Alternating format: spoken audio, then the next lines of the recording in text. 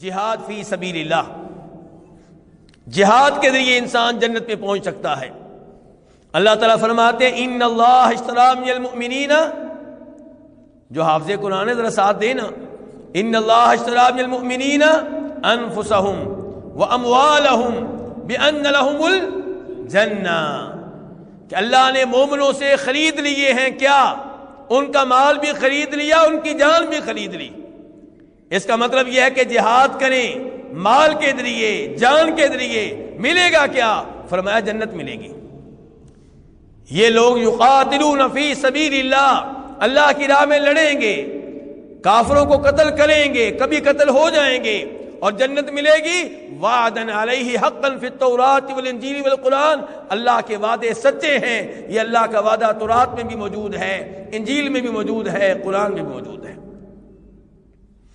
کبھی اللہ تعالیٰ کہتے ہیں یا ایھا الذین آمنوا هل ادلکم علی تجارۃ تنجیکم من عذاب علیم، اے ایمان والو کیا میں تمہیں ایسا کاروبار نہ بتاؤں، ایسی تجارت نہ بتاؤں جو تمہیں دردناک عذاب سے بچا لے گی؟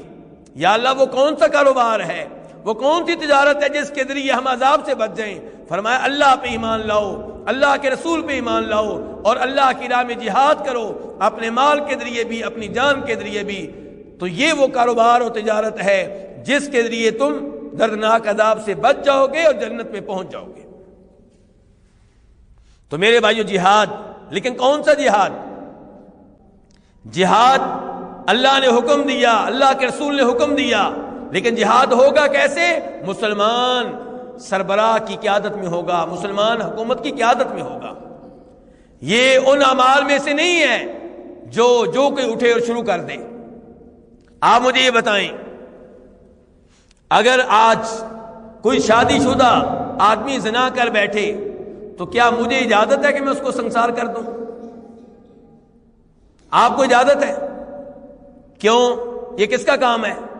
حکومت کا کام ہے، یہ ہر ایرے غیرے کا کام نہیں ہے۔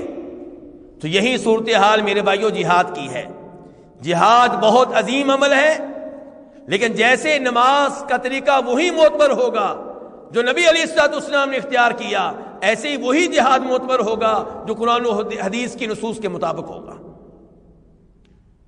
آپ جانتے ہیں تاریخ بھری پڑی ہے، جب نبی علیہ الصلوۃ والسلام صلح حدیبیہ کر رہے تھے، معاہدہ لکھا جا رہا تھا، اس میں یہ بھی لکھا گیا تھا کہ اگر مکہ والوں میں سے کوئی مسلمان ہو کے مدینہ پہنچ گیا تو آپ اسے کیا کریں گے؟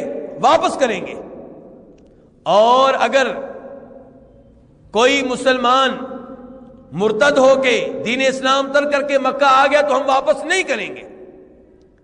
کتنا عجیب و غریب معاہدہ ہے۔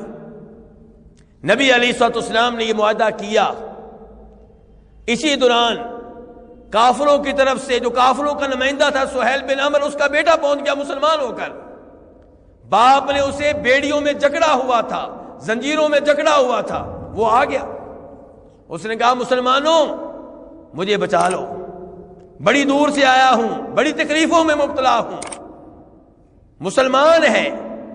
لیکن نبی علیہ الصلوۃ والسلام سہیل بن عمر کی منت کرتے ہیں، اسے درخواست کرتے ہیں میری خاطر اس کو چھوڑ دو، وہ کہتا ہے نہیں۔ تو جب وہ نہیں مانا تو آپ نے کوئی زبردستی نہیں کی، ابو جندل کو واپس بھیجا گیا زنجیروں میں، بیڑیوں میں، حالانکہ مسلمان ہے۔ تو اس لیے میرے بھائیوں ان امور میں جذبات کی بجائے قرآن و حدیث کی نصوص کو سامنے رکھا کریں۔ تو جہاد بہت عظیم عبادت ہے، بہت عظیم عمل ہے، لیکن وہی جہاد معتبر ہے جو قرآن و حدیث کی تعلیمات کے مطابق ہو۔ جہاد فی سبیل اللہ، جہاد کے ذریعے انسان جنت پہ پہنچ سکتا